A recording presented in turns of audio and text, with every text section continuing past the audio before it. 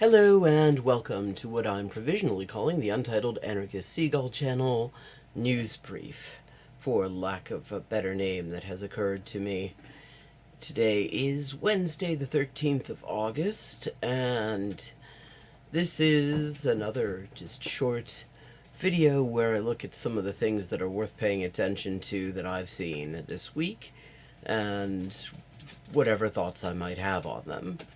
So, first up, the murder of al-Sharif, the beloved Al Jazeera journalist, by the Israel and the United States in Gaza the other day, as part of a massacre of, basically, from what I understand, the entire Al Jazeera crew,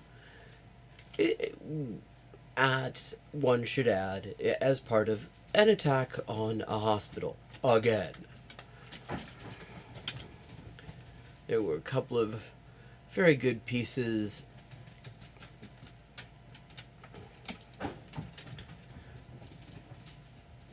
by Adam Johnson over at Column Blog, also of Citations Needed podcast, which is very well worth checking out.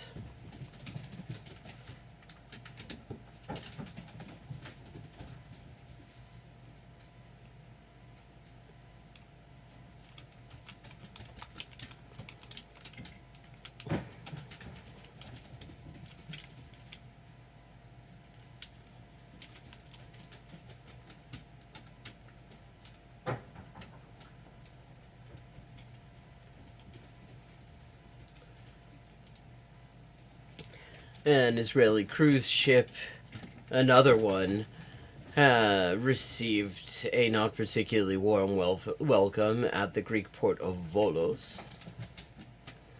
It's a great piece on Substack by Palestinian journalist Mohammed el-Kurd, talking about the way a lot of allies of the Palestinians try to sort of depoliticize Palestinian civilians, as if being affiliated with a Palestinian political group somehow would justify U.S.-Israeli terrorism against them, which obviously it does not. From Chile, on El Porteño, there is a report on the escalating repression of the indigenous Mapuche people, specifically Mapuche leader Héctor Yaitul,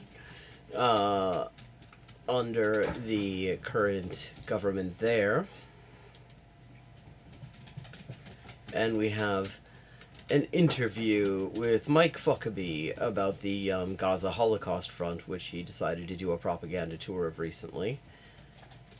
And from the New Humanitarian, there was apparently a secret meeting between international aid agencies and the GHF,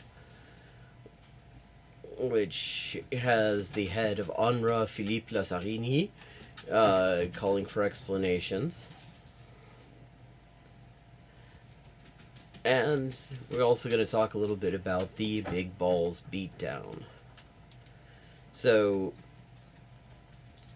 as always, the links to all of this will be in the description. So first, we've got Squawk Box with the BBC has actually asked whether murdering Anas al-Sharif was proportional, as opposed to just pointing out flatly what it is, namely a war crime and yet another attack on journalists in what is literally the deadliest place to be a journalist in the history of modern warfare.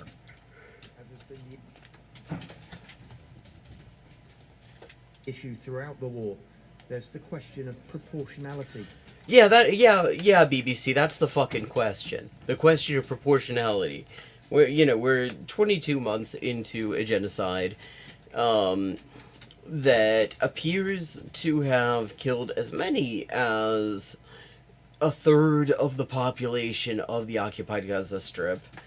there is no pretense that anything is going on but a massacre of civilians. I mean, Israel openly acknowledges that they're just bombing hospitals. They don't even come up with some sort of fake-ass justification. They are also boasting about how they're deliberately starving the population at the same time as in Western-facing propaganda they pretend that they're not. Yeah, but so yeah, obviously the question is proportionality. Is it justified to kill 5 journalists when you are only targeting 1? Wait the fuck up. Like, why? Like, just listen to that. This is the fucking BBC. This is British state media. And they're accepting the idea that maybe killing 1 journalist is a totally legitimate goal. But do you have to kill 5 of them as part of your attack on a hospital in the context of an ongoing genocide? You are only targeting 1. When you are only targeting 5 journalists, when you are only targeting 1. Proportionality. Is it justified to kill 5 journalists when you are only targeting 1? How about fucking no? I mean, like, that was the voice.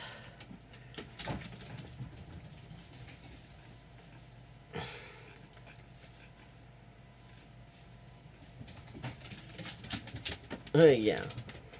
Actually, I don't seem to have the name of the person there, but that is a segment from the BBC on the 11th, so a couple of nights ago.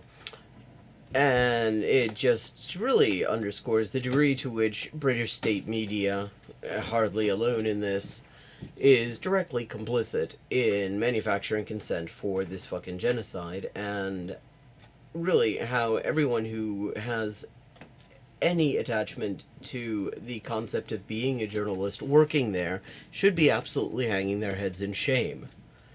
On that subject, this is actually from a few months ago, but it just seems worth pointing out. This is Adam Johnson, a piece of his on the column, reminding everybody about how over at Columbia, one of the Pulitzer board members by the name of Annie Applebaum has explicitly advocated the murder of Palestinian journalists. Yeah, the full article again is going to be linked in the description of this video. Here is what Applebaum said in an article back in 2002 that she has never distanced herself from, never had any consequences for. It was called, quite aptly, "Kill the Messenger." And she says, quote, "The official Palestinian media is the right place for Israel to focus its ire. In fact, in the reporting of the Middle East conflict, which almost always focuses on yesterday's violence and today's body count, the crucial role of the Voice of Palestine, the official broadcasting arm of the Palestinian Authority, has often been overlooked. Nor is the problem just radio and television. If you want to understand why the Oslo peace process failed, or where suicide martyrs come from, it's worth taking a closer look at all the Palestinian Authority's official media. Until then, the Voice of Palestine will remain what has become a combatant, and therefore a legitimate target in a painful, never-ending, low-intensity war," end quote. Like, I mean, if we're going to accept that, so the idea here is very explicitly that since Palestinian official media, I mean, let's note, this is the Palestinian Authority, which is, for all intents and purposes, an arm of the Israeli occupation in the West Bank. This is written in 2002, before Fatah lost the 2006 elections and things really went to hell.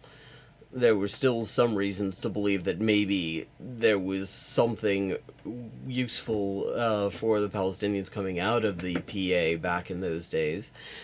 But the idea here is that if journalists take the side in any way of the population they come from in their reporting, or say of the official side of like the government that they live under in their reporting, that they become legitimate military targets. And if this logic were in fact applied more generally, which of course it is not intended to be, that, I mean, we should really ask ourselves what that would mean about Annie Applebaum, for example, who is advocating acts of terrorism against Palestinian journalists in this piece, which happens to be also the position that the U.S. government takes, even though they try to be quiet about it.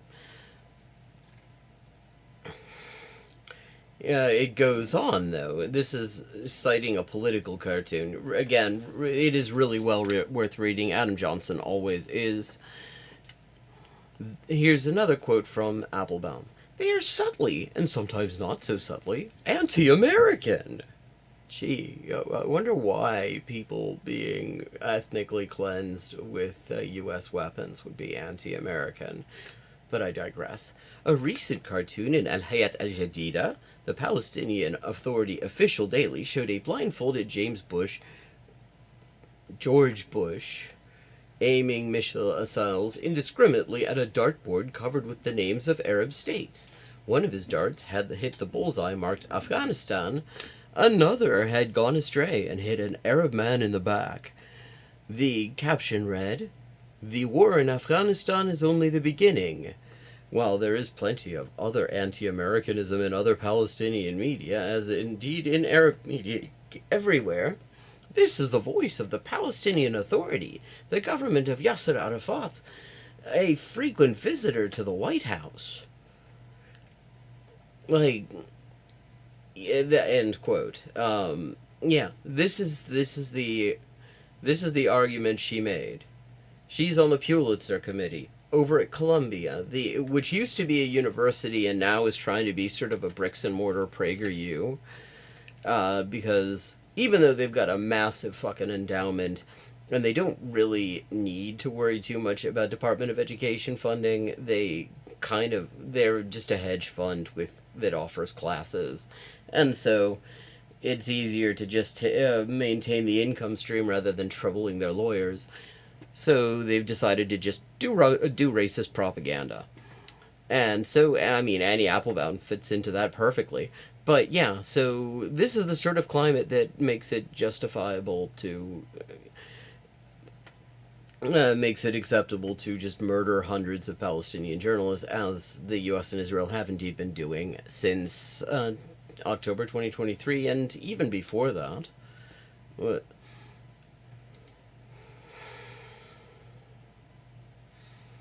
The director now from the Palestine Chronicle today, from August 11th, the director of al-Shifa Hospital, which was the other target of the attack in which al-Sharif and various others of his colleagues were murdered. Dr. Mohammed Abu Salmiya has warned that this attack on Al Jazeera journalists is preparation for what he calls a major massacre. He says, "We fear that we will die and no one will hear about us. Israel's killing of journalists indicates that it's planning something big for Gaza City," Abu Salmiya told Al Jazeera on Monday. This follows the killing of Al Jazeera correspondents Anas al-Sharif and Mohammed Qariqa. I'm not sure if I'm pronouncing that quite right, along with 3 of their colleagues in an airstrike that targeted their tent situated just outside the hospital in Gaza City late on Sunday evening. And indeed, that does make sense, since the war cabinet in Israel has adopted this plan to supposedly attempt to occupy all of Gaza City. Something, it is worth noting, the IDF brass say is impossible because they need 6 divisions for it and they can't even get significantly fewer than that.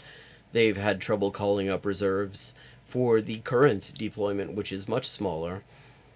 So, but regardless, it will be used for every single thing Israel and the U.S. do in Gaza is used for, namely a mass murder of Palestinian civilians.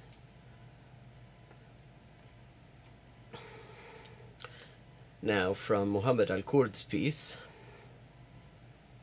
this I just thought this just merits quoting, and again, link's going to be in the description. Read the whole thing. He says, the invention of the civilian as a, quote, nonpartisan, quote, neutral figure has exacerbated the depoliticization of the Palestinian cause. To be deemed a civilian necessitates that we exist in a mythological dimension where we are without perspective. Our cause, as imagined in this mythology, is no longer understood as a liberation struggle, but as a humanitarian crisis, where revolutionaries are not part and parcel of our nation, motivated by political aspirations and dreams of emancipation. Instead, they are interpreted as rogue actors senselessly wreaking havoc to the dismay of helpless bystanders. The disinterested women and children, the impartial paramedics and journalists. In such ahistorical readings, which obfuscate the power imbalance between the occupier and the occupied, the militant is evacuated outside the context that gave rise to him or her in the first place.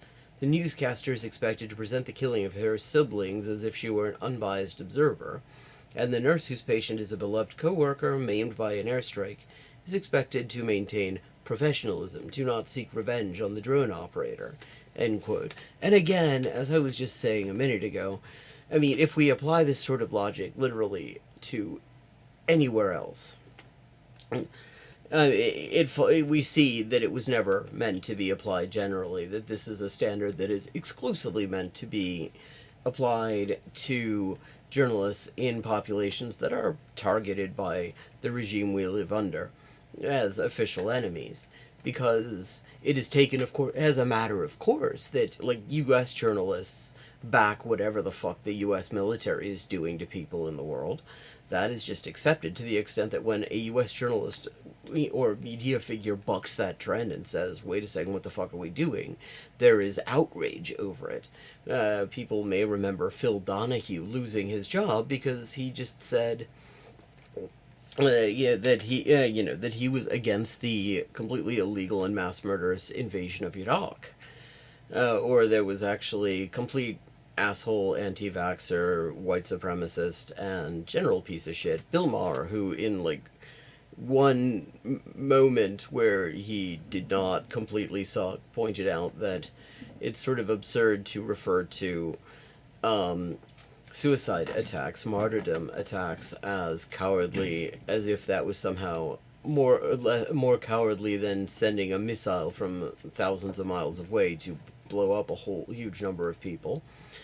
And he lost his job over that, and not even just the idea that people in like the one decent thing the asshole ever did. But I mean, the thing is, it is just accepted. It is just not even up for discussion, and it is just implied that media workers within this regime will have a default position of support for whatever the regime is doing, to the extent that if somebody does not, there is outrage over it and they may actually lose their job. But then somehow there's this bizarre, just utterly ridiculous standard where Palestinians are not supposed to support the work of those defending them. The only people really defending them from genocide. I mean, it's not like they've got a wealth of other fucking people standing between them and mass murder. Where they're supposed to, if there's any suggestion, if they, like, the mere accusation that somebody might support a political movement within an occupied population is enough to justify murdering them. I mean, again, apply this to the U.S. media and all the wars the U.S. has been starting in the past, say, 20-odd years or longer. And, I mean, it would be fucking carnage in the U.S. media. Like, no, there wouldn't be any survivors based on this standard.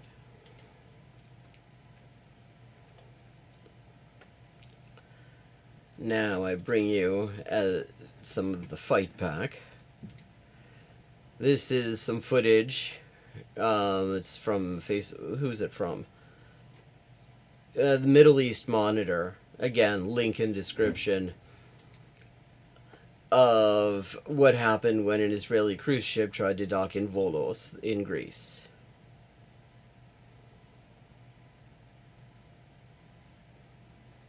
This is not the first time in recent memory that this has happened to an Israeli cruise ship.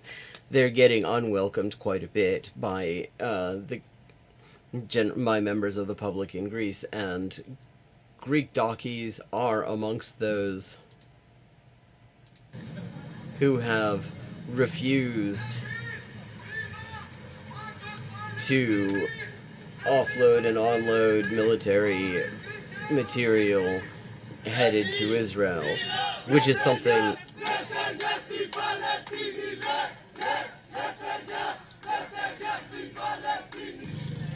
Free Palestine, they were saying. Eleftheria Yati Palestini. And really, I mean, if the ILWU and the other longshore unions wanted to get in on what they've been doing in Italy and Spain and Greece in terms of not on or offloading Israeli cargo, that would be a good thing, because a lot of the worst shit, most of the worst shit, the stuff that makes the genocide possible, not popular, originates right here. Now, from El Porteño, there's a report that Héctor Yaitul Carrillanca, who is the leader of the Coordinadora Arauco Mayeco, CAM, a major Mapuche organization, a major indigenous organization in Chile, has had to go to court because his prison file, he is imprisoned for leading a Mapuche organization on just complete bullshit charges. He's inside for 23 years, and though I believe he's still challenging that in court, hopefully successfully. His prison file lists his use of his native language, Mapuzungun, the language of the Mapuche people, as Cua Carcelario, prisoner slang.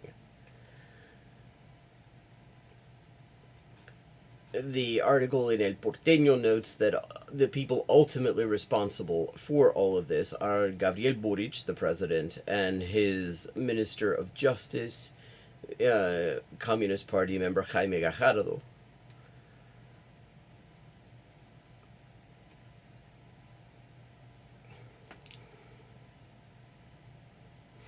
The thing about this is, apart from just being racist as fuck, this is an artificial way to elevate the assessment of the dangerousness of Héctor Yaitul, which can be used to deny him access to visits, benefits, the possibility of being moved.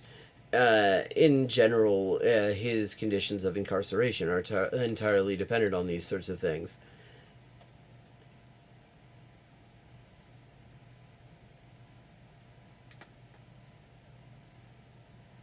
They also, absurdly, his file claims that he was convicted of an attempt on the life of a head of state, which is not true.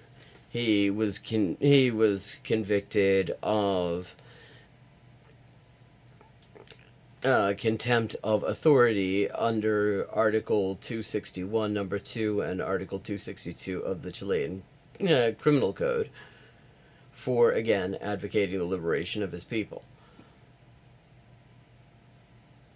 This comes in the context of escalating militarization of Mapuche territory by the current government. It started under the previous government of Sebastián Piñera, Hueón Bien Muerto, but it has been massively escalated with military troops being put on the ground in Mapuche territory in order to terrorize Mapuche resistance.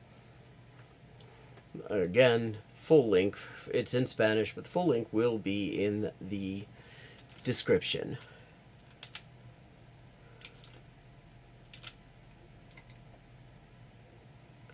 Now we come to what Ryan Grimm over at Dropsite describes as a staggering interview with Mike Fuckabee, U.S. ambassador to Israel, talking about the so-called Gaza Humanitarian Foundation, a name that is just so obscene it really should not even be used, which uses tiny amounts of often unusable humanitarian aid as bait to lure starving Palestinians into death traps, and is responsible for the deaths of some 1,400 of them so far.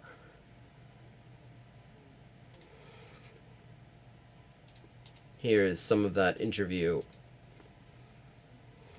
I have not watched it, but knowing Huckabee, who is an extremist Christian Zionist piece of shit, who just was taken around a propaganda tour, witnesses report that for the first time since the GHF has begun operating, Israeli forces started using silencers. Clearly, there was significant effort expended to make sure that he would not hear the gunfire that accompanies this method of supposed aid delivery. Humanitarian crisis in the enclave. I mean, first of all, we can just shut the fuck up about humanitarian crisis. The U.S. and Israel have been... The only reason there is a humanitarian crisis is that the U.S. and Israel wanted one. And Dana Bash, it's worth noting, has been... I mean, we were talking about journalistic complicity, and she's totally complicit. She, her rap sheet in this regard includes promoting just outright lies about October 7th, about supposed Palestinian atrocities, well after they were debunked. President Trump has said there's real starvation in Gaza, and he appeared deeply troubled by images of starving children. I mean, okay, we'll grant that. Have you been similarly moved? I'm moved when the photos are verified. Oh, shut the fuck up. I mean, this motherfucker's gonna talk about verification. He will promote any fucking lie that the U.S. or Israel says. I mean, it's his job to promote those lies. He's gonna talk about fucking verification. But they are real images. Oh, I think that there are certainly people suffering in Gaza. Ooh, wow, that's big of you to admit. It's happening because Hamas has not allowed the food to get to the people who are hungry. I mean, again, this is staggering, because Israel does not deny that they're starving the population. They openly announced that they were going to do it. They did so on the 9th of October, 2023, when Yoav Gallant announced that they were cutting off all food, water, electricity, and fuel. And they have been firm on that since then. And since then, apart from a few bits of symbolic aid for the cameras, there's been fuck all coming in. I mean, to act like this is in any way in dispute, when even Israel does not dispute it. I mean, they brag about it to their, like, local audiences, is just, I mean... We spoke to the World Food Programme, Yeah. and they have not been shown any evidence of this at all. Are you telling me they say that their food has not been No, looted? I'm saying there's no evidence that it's being diverted to Hamas. Yeah, and Israel itself says that there is no evidence of that. There is, however, evidence of it being stolen by the ISIS-linked drug gang of Yasser Abu Shabab, who gets Israeli air support for his operations. If you're listening, fucking Fuckabee here is actually laughing at that. What they're I'm saying- shocked they would say that. He's fucking shocked. Like, shut the fuck up. GHF sites are effective, and they are getting food to people. I mean, they are effective. He's not wrong there. I mean, they have killed 1,400 people. I mean, that is, given their purpose is killing. That's the only thing they really do effectively. And the purpose of a system is to do the thing that it does. The thing that the GHF does is kill Palestinians. It's not perfect, but it's doing what President Trump required us, asked us to do, that was set up through GHF. Get food to people, but in a way that Hamas can't steal it. But GHF... And let's just note, one of the things that came out when the possibly the only actual excuse for the closest thing to journalism that happens on Israeli TV, a show called Hamakor, which means the source, with a journo by the name of Raviv Drucker, who has on various occasions debunked Israeli propaganda about things like October 7th, but he also did a debunking of Netanyahu's propaganda about how Biden was supposedly very anti-Israel and pro-Hamas.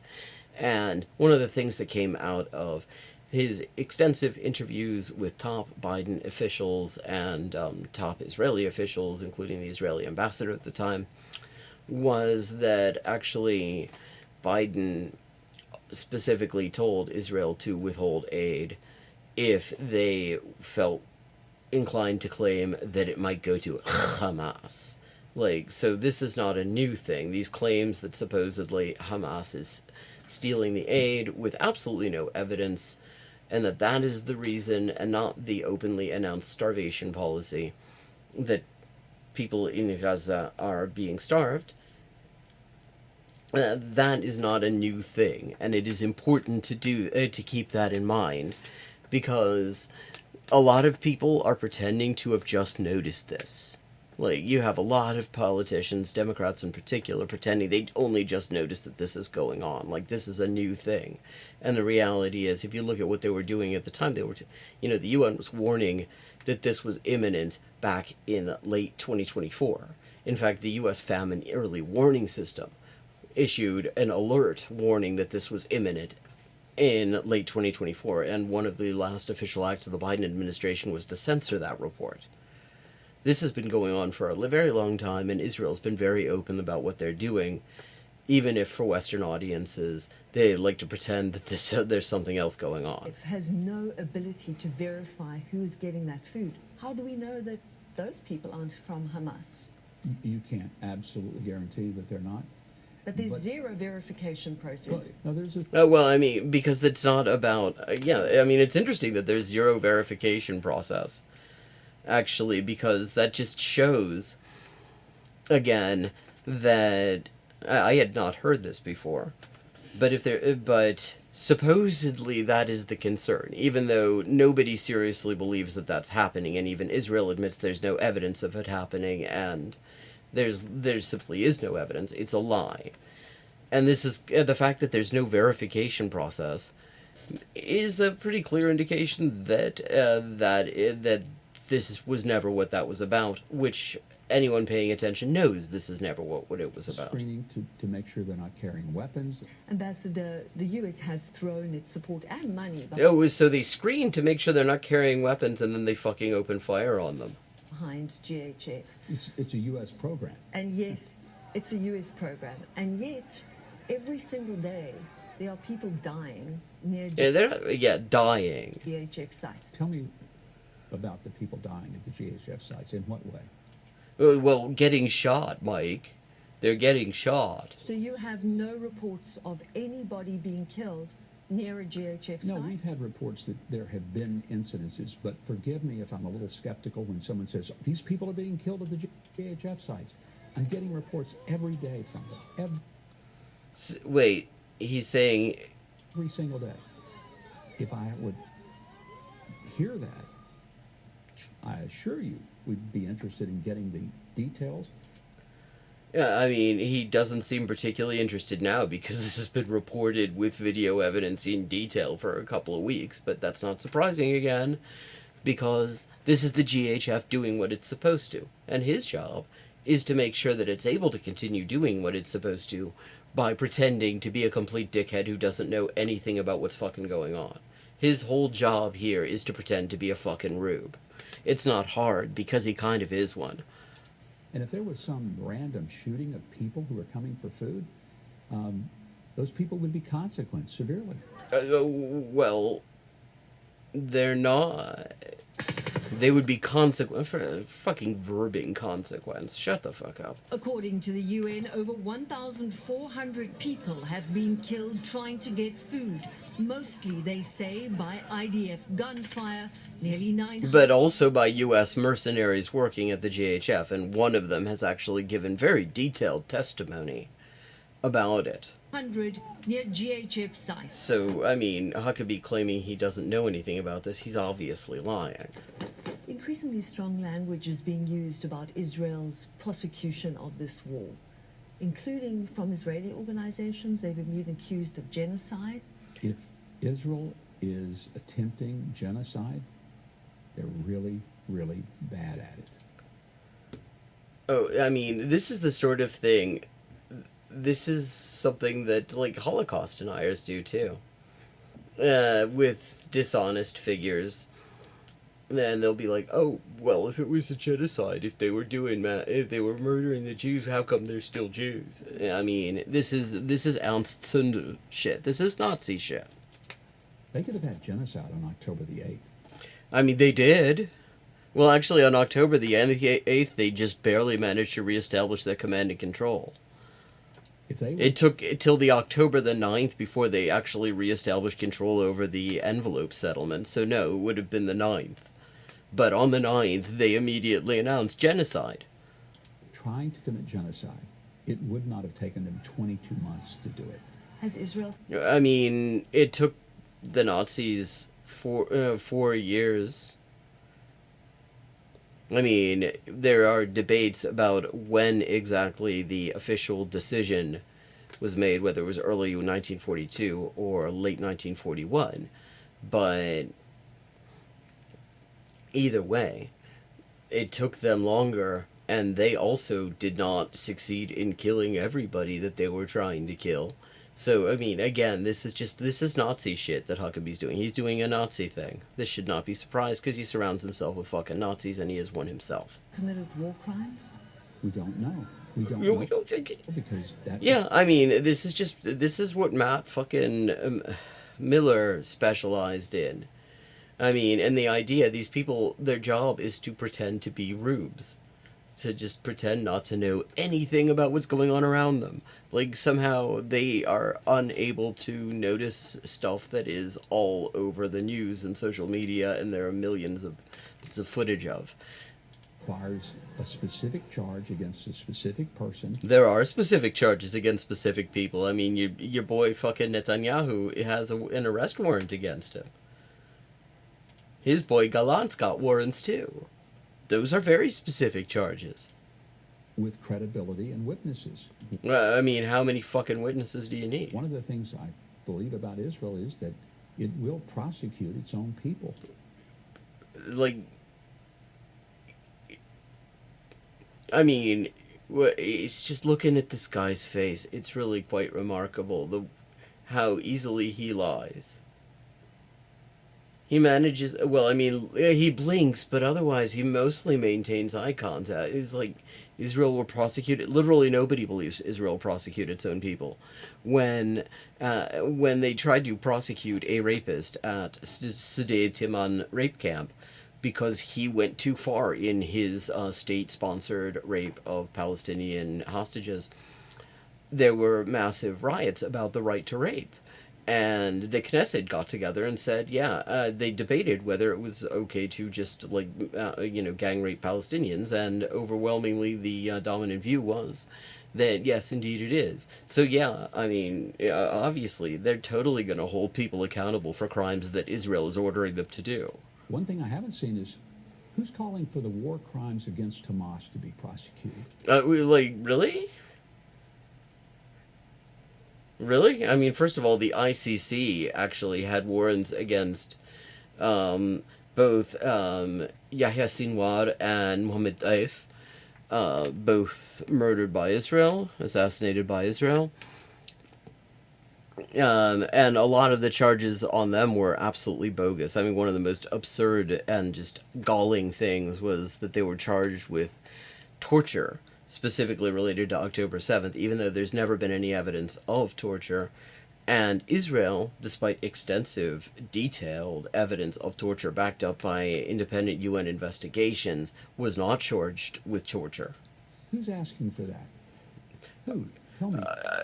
I mean, kind of a lot of people, a lot of like genocidal ghouls like yourself are asking for that. Who? I think the criminal courts have put out warrants of arrest, but some of the people that they've put them out for are now dead. I'm glad they are. Oh, fuck you, I'm man. glad they are. Now we are. Yeah, God, I mean, just these fucking pieces of shit.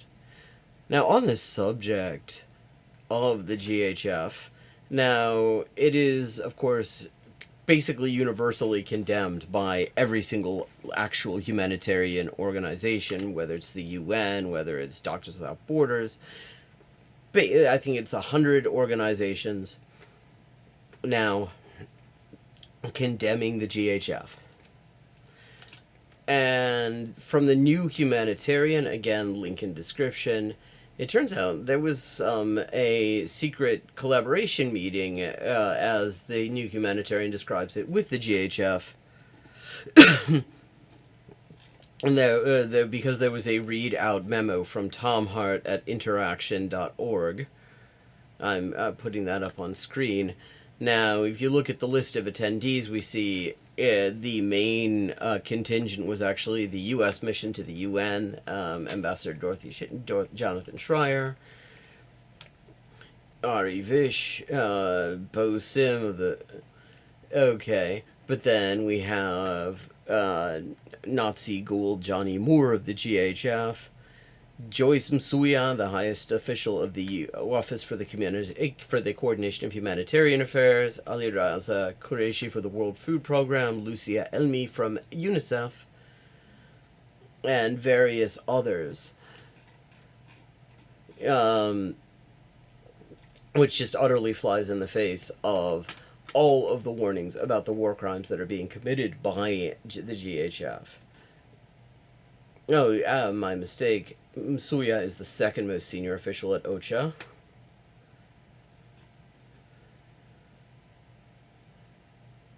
And the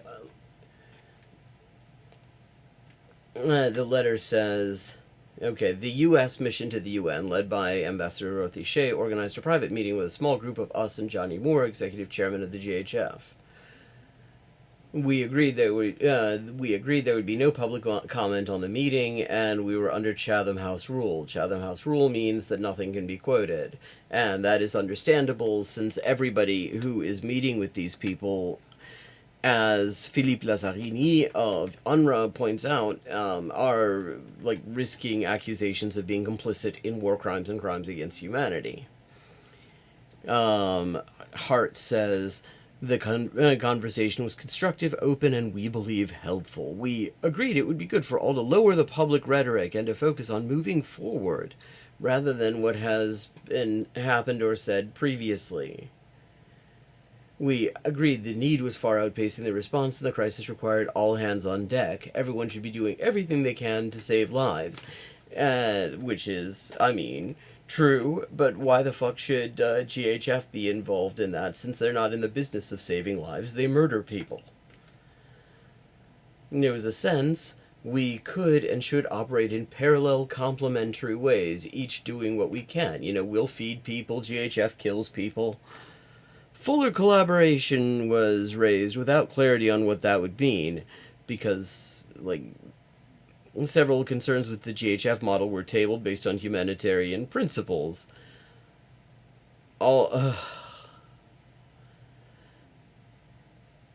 Bureaucratic impediments were raised as a major concern, including visa, staff registration, security, with no resolution but openness to having further conversation. We have seen no appreciable difference in access since Israel announced daily pauses in humanitarian corridors, which actually is a significant admission coming from somebody who's willing to actually engage with the idea that the GHF, who are just murderers, who are not doing humanitarian aid, who have killed 1,400 people so far. I mean, the idea, this is an admission that actually these humanitarian corridors are worthless.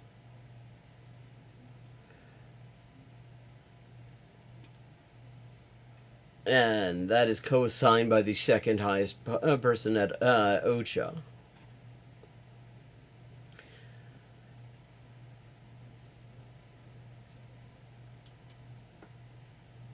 UNRWA, in response to this, UNRWA has demanded, this is also from the New Humanitarian, link in description, urgent clarification over this, which, yeah, damn right. You can see why they would not want to have this go public, because the idea of lowering, what was the word? Lower the public rhetoric. Like, lower the public rhetoric. This group is directly participating in genocide.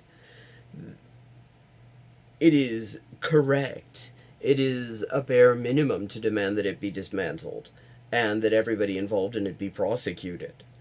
To lower the rhetoric around an organization that is murdering people, that clearly serves no other purpose but to murder people. That, I've never heard of this interaction.org, but now I'm very curious about them. Who are they?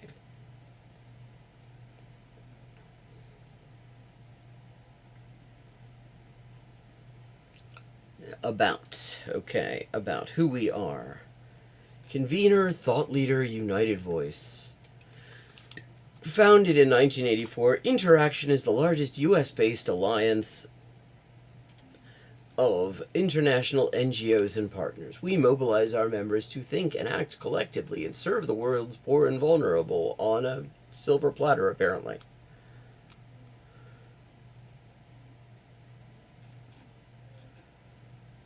Who's on their board? Let's see. I've never heard of this group, so I'm curious. Okay, Janti Suripto. And okay, there's Tom Hart, who was involved in this meeting to collaborate with GHF.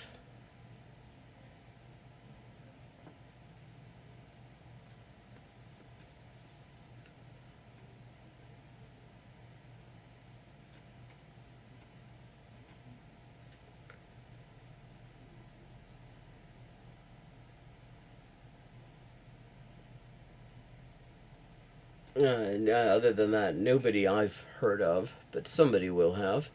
And in any case, I mean, the fact that they would be willing to countenance something like this tells us quite a lot about them. Because, I mean, there's no question that JHF are just fucking murderers. They do not belong anywhere near Gaza.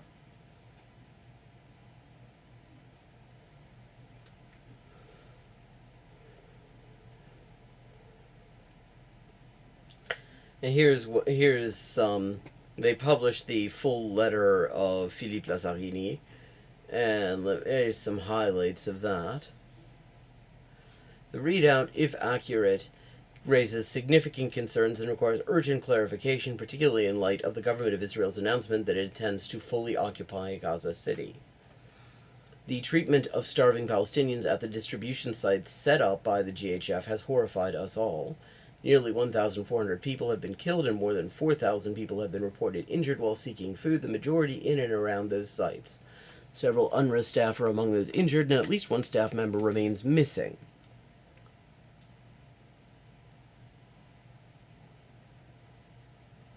Regarding the discussion on moderating public rhetoric, the United Nations and our protection partners have a clear obligation to advocate for and protect Palestinians subject to human rights and IHL violations.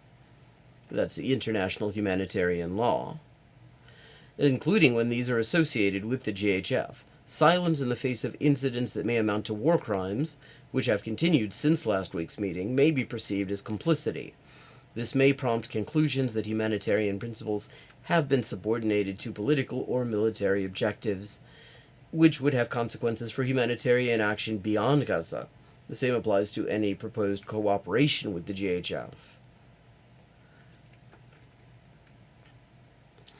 Now that comes from the one indispensable aid organization operating in the occupied Palestinian territories, UNRWA, which Israel has criminalized and the U.S. has joined in criminalizing. But they're literally they are a lifeline, and the attempts to cut them out are just very clearly attempts to commit genocide. Meanwhile, according to Quds News Network, John Ackery, director of the GHF, had a visit paid to him by activists. They did some redecorating at his house.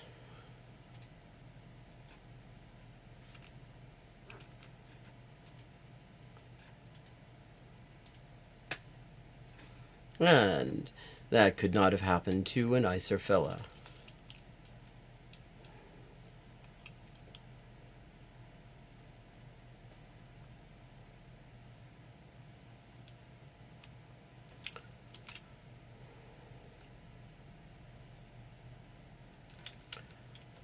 Now, this comes from Alec Karakatsanis, a civil rights lawyer, author of Usual Cruelty and Propaganda, who does excellent coverage on issues related to police terror, and points out, he's talking here about the plan for a militarized takeover of DC, and what's worth noting, I mean, he goes through how just the claims that crime is out of control in DC is just a complete lie. It has dropped to historic lows in the past year.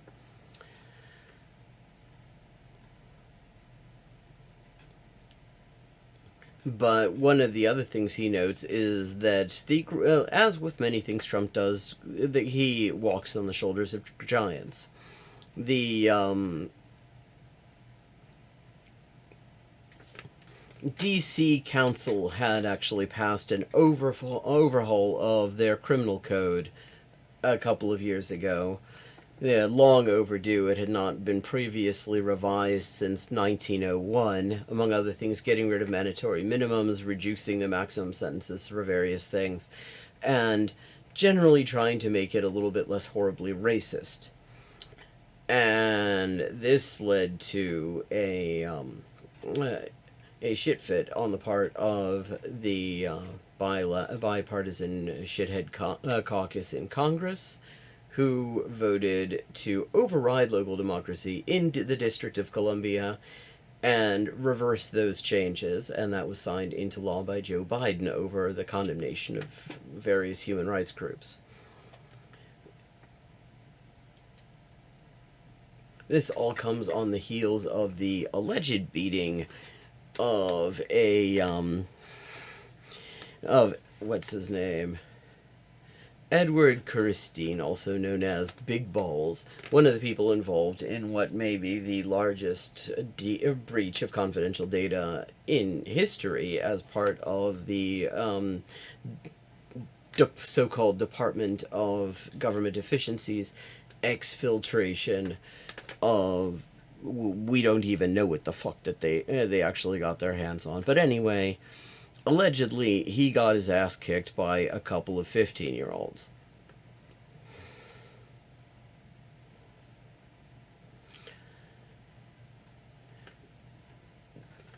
Gutfeld, who is some sort of asshole on Fox News, has celebrated the courage of Big Balls for getting his ass kicked. And, which, I mean, I guess when these are the people you celebrate, you have to take your courage where you could find it, and if getting your ass kicked is all you've got, that's all it is. But I wanted to just pause on this for a moment, because this isn't like the first incident of this sort that has been used to try as an attempt to sort of scaremonger and justify draconian measures of various sorts. When the leadership was reshuffled at United Healthcare with the abrupt departure of Brian Thompson, there was also an attempt to scaremonger over that, and it didn't work. It didn't work because everybody, like, across the fucking spectrum replied every time there was any talk of this guy, and any attempt to make him into some sort of a nice guy or something, as opposed to the ghoul who was responsible for thousands and thousands of deaths that he was. Everybody was like, fuck that guy, do more of him, do my insurance CEO, and they had to just suppress it after that. That's why you basically never hear anything about Brian Thompson. You never hear anything about the Mangione case, It's worth noting he maintains his innocence and is challenging the extremely dodgy search that allegedly turned up the only evidence against him in Altoona, Pennsylvania, which happened coincidentally when with no witnesses and no body cams and no Miranda either. But because it was so clear that everybody hated this guy and everybody was just celebrating the fact that he was dead, the media just decided to kill the story. And I point this out because that is the cheat code for stopping this kind of scaremongering in its tracks. Because if the media note that everybody is kind of glad that this dickhead got his ass kicked and feels that he deserves it and would not mind seeing more, and their comments are flooded with that, then we will probably see this one also binned fairly quickly. Just a thought. Thank you to everyone who has tuned in. I hope you enjoyed and found this useful. I don't know if you can say enjoyed given the subject of this. Fucking horrible shit. Because there's just fucking horrible shit going on. Lots of it. All the time. Your support is, at the moment, a major lifeline for me because this is a really shitty time for translators. As such, your mutual aid and your donations to my work are very, very much appreciated and really just help me keep going in general. And, of course, I will be back on stream at 11:30 p.m. U.S. Eastern Time on Friday night for the Untitled Anarchist Seagull live stream. And I look forward to seeing you and hearing from you there.